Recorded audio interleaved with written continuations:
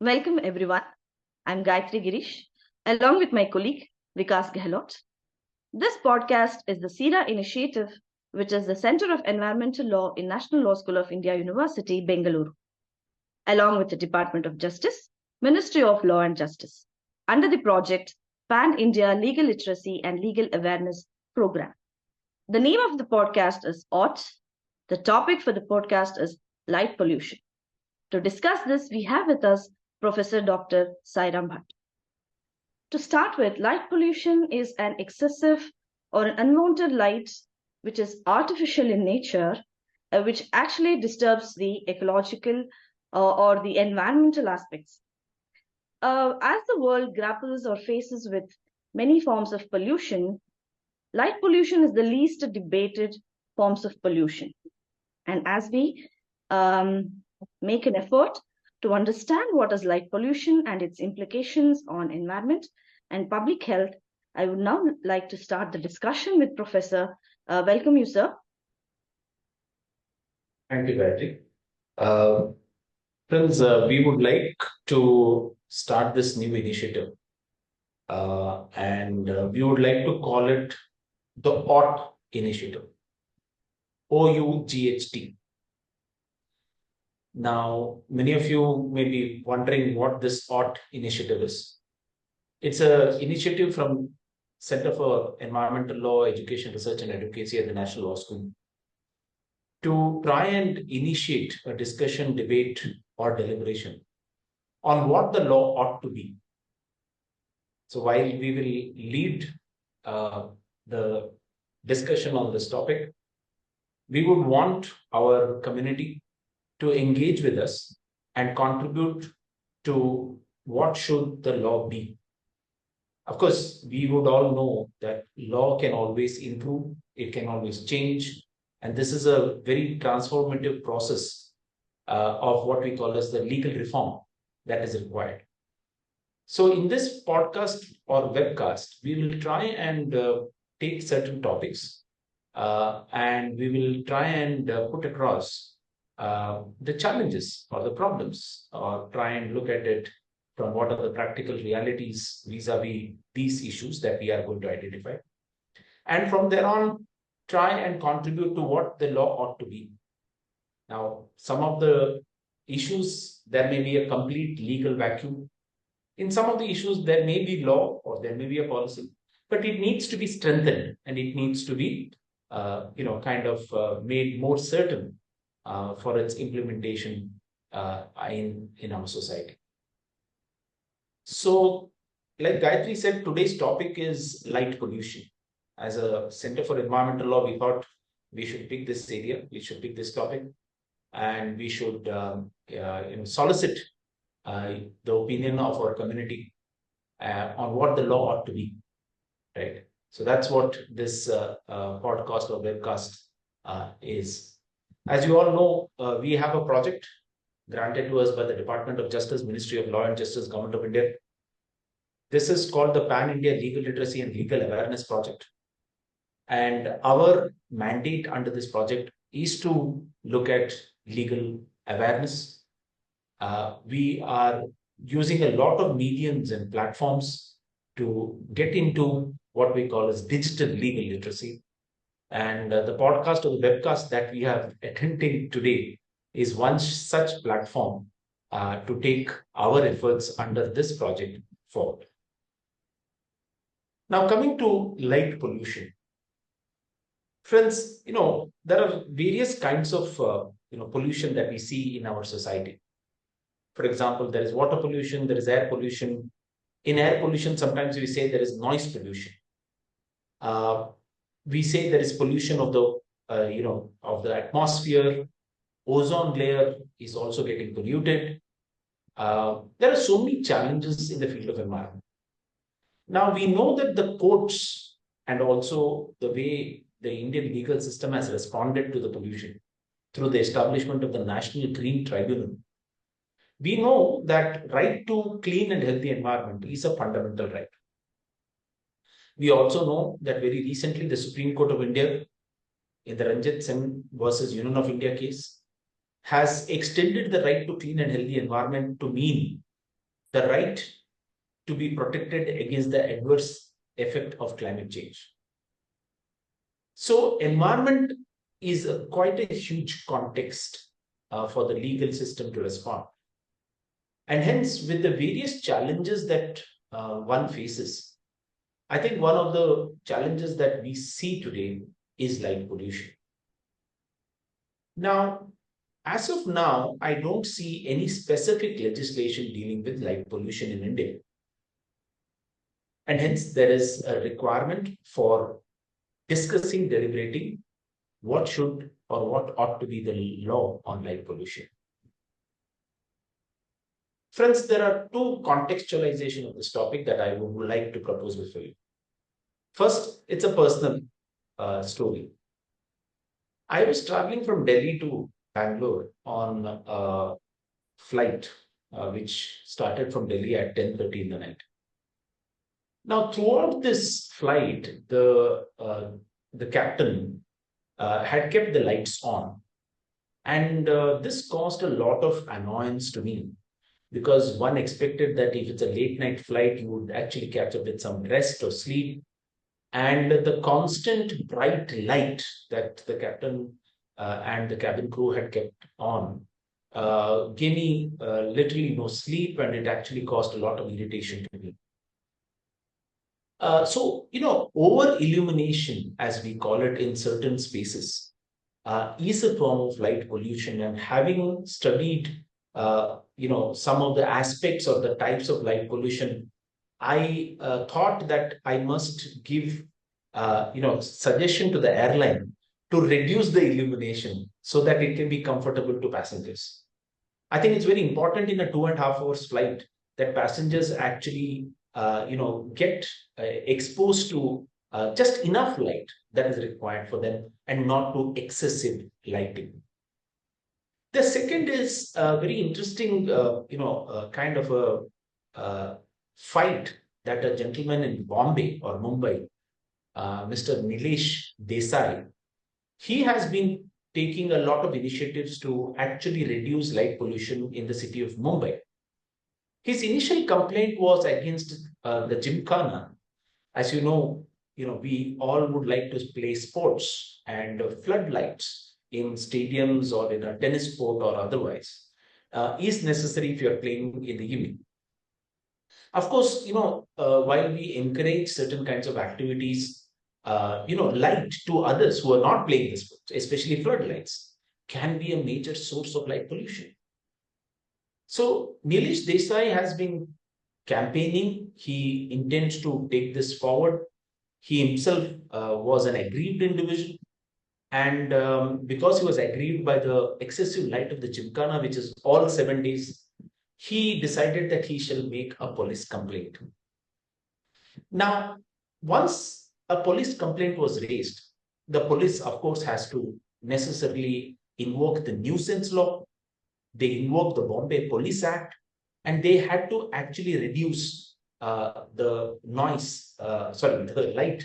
Light and noise are quite interconnected in the sense of how you define it. They had to reduce the light from the Gymkhana. But this happens to be a case where someone has to necessarily raise the grievance and someone feels impacted by light pollution. So I think it's very critical to for all of us to understand that India has a growing number of cities. There is a lot of population that is coming to many of our metropolitan cities. We are lighting these cities for obvious reasons that once you are staying in the city, you have the right of safety, you have the right to commute, and electric lighting of streets are very, very essential civic amenities that your municipalities are supposed to give you. So I think light itself is a matter of right. Energy itself is a matter of right. And hence, everyone should get access to light so that they can enjoy their livelihood and their life in a safe manner. We know that there are a lot of industries that are doing second shift. Hence, light is very required. Street lights are very essential. Housing or homes also require lights. And hence, this is a part of a very important service that the government is responsible to provide for. Now, as we see in India, public lighting itself, there are two kinds of lighting, public as well as private lighting. Public lighting itself sometimes is done without any kind of systematic standards of checking whether excessive public lighting may amount to pollution. To a larger extent, I think in India, we are not aware that light can also cause pollution. This is one reason why we thought this podcast is very relevant and important. How many of you think that light is causing some kind of disturbance to your health? How many of you think that human health can have adverse impact due to light pollution? How many of you think that light pollution results in excess consumption of energy or electricity, which definitely is not good for environment and climate change? How many of you think that we are illuminating our streets or cities, homes, and public streets in a very anthropocentric way? Now, when I say anthropocentric way, I mean that we as human beings need light after sunset. And because we have certain requirements, we are lighting the streets, lighting our homes, lighting commercial and industrial spaces. It's a human requirement. But the necessary human requirement, how does it damage the ecosystem or the rights of other living beings on planet Earth? Yeah, you have raised a very pertinent question as to how many of us really understand what is light pollution and an anthropocentric way of designing the lights. In all this glittery world of buildings, commercial buildings, high-rise buildings, and the apartments, which are all built in a way where there is least interference of natural light and more requirement of an artificial light. So in this critical stage, how would you want to really define light pollution in a legislative way, in a more environmental inclusive way? I think that's a very important issue for all legal scholars to think about. But as we all know, that environmental law is a combination of law, science, and technology. And hence, any such definition of light pollution must be a combination of all these three things. Already, I think, as we measure noise, there are certain glare meters to measure excessive light as well. And hence, if we would want to bring in a kind of a definition of light pollution, I believe that we must say that it is nothing but light that is inefficient, that is unappealing, that is unnecessary, and completely emerging from artificial lighting. And this is what I call as excessive lighting than what is actually required. So I think that could be the one possible definition of light pollution. But of course, we should look at our community to contribute more in terms of this definition, or try and better this definition so that it can be incorporated into any futuristic law. So you would want more research on these aspects so that the rights of the citizens are not inhibited by the light pollution that we think is causing an unnecessary interference with the environment. Yes, in the sense that, look, we must always believe that if we have to deal with issues like light pollution, we must understand that these aspects may not be of a major issue for policymakers or any other persons to intervene. But environment is of those small issues or concerns, of those kinds of ethical values that we are supposed to practice. And hence, you will notice that if there is an argument to solve the problem of light pollution, or to meaningfully intervene and reduce the adverse effect of life, I think there is a very interesting argument of saying that let the earth sleep, right? Let the sky have its own darkness. And I think this argument comes from the legal status of what we call as earth justice, or what we call as the right of nature. The rights of nature include the right to actually have darkness. We as, from an anthropocentric or anthropogenic centric approach, we want light. We want our activities to go forward. And hence, either we are engaging ourselves in moderate light pollution sometimes, sometimes very high light pollution. But I think if one respects the rights of nature, I think one will restrict the timing for use of lights so that other species don't get adversely impacted by human-centric approach to light. For example, I think a lot of migratory birds may be affected by light. It can affect biodiversity. It can affect so many other species. It can cause discomfort to the biodiversity of the area as well. And hence, should be responsibility bring in a legislation that restricts the type of light and the time of light and the necessary illumination of that light. I think these are very, very important factors that a law must take into consideration. So, do you think is it one of the possible reason why light pollution happens to be the least debated because it does not affect the public health directly, and it causes an effect on the bird species, insects, and other ecological factors more than the public health, which is not actually visible? I think that is one of the reasons. Of course, the second reason is that we are not very conscious of our duties towards the environment. I think where you focus on society more on their rights and not on duties, I think these challenges as regards light pollution will definitely come into existence. I think it's also about a particular kind of lifestyle that cities have.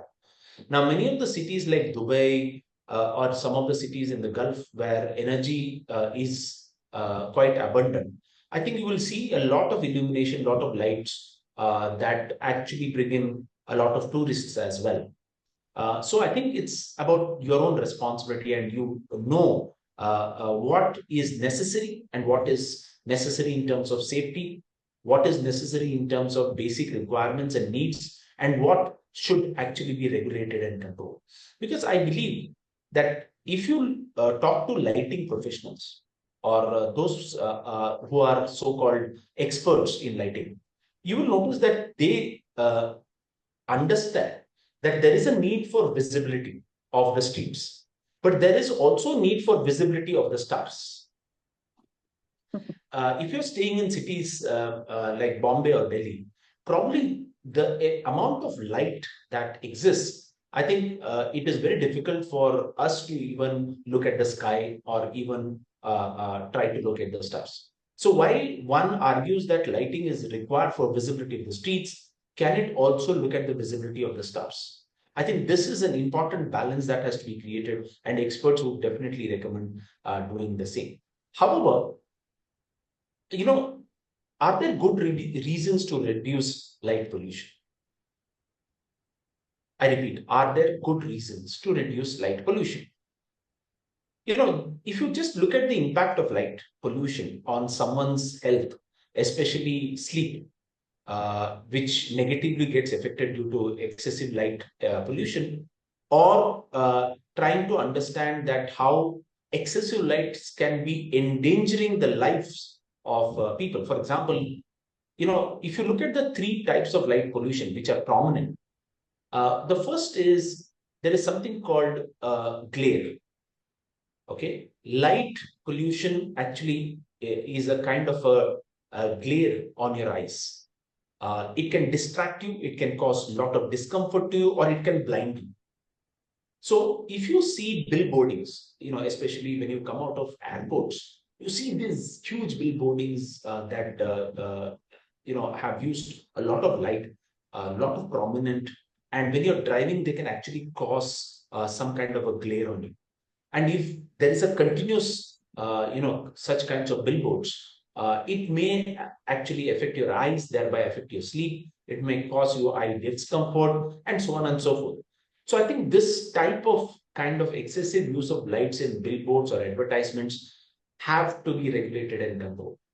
I think closed areas like public spaces, like even airports, must know how much of light is necessary and how much will amount to the issues of glare, or what we call as uh, flashing of bright lights in places where it need not be. So it may cause vision impairment, it may cause lack of sleep or problems regarding the same, and it may cause several other health conditions that we are probably not very well aware of. Second, there is something called light trespass. This is an interesting issue of how a light from some place actually enters either your compound or terrace. It can happen in high-rise buildings as well, and you're unable to avoid that light that trespasses either into your property or into your house. Now, this is also a very important factor that needs to be considered, because I believe that any kind of excessive brightness, especially during your sleep hours, may have a very adverse impact on your health. So I think there are a lot of challenges that someone suffers in case of light not being regulated.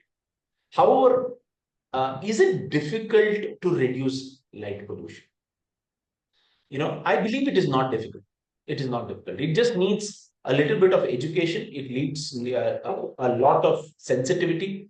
It needs public awareness, and it requires experts to suggest that, look, this much of light is permissible and this is not. So I think once people realize that they have a duty towards the nature, they have a duty towards their neighbor, I think any use of excessive light will be moderated and will be regulated as well. Interestingly, I also have concerns about how we use light during daytime.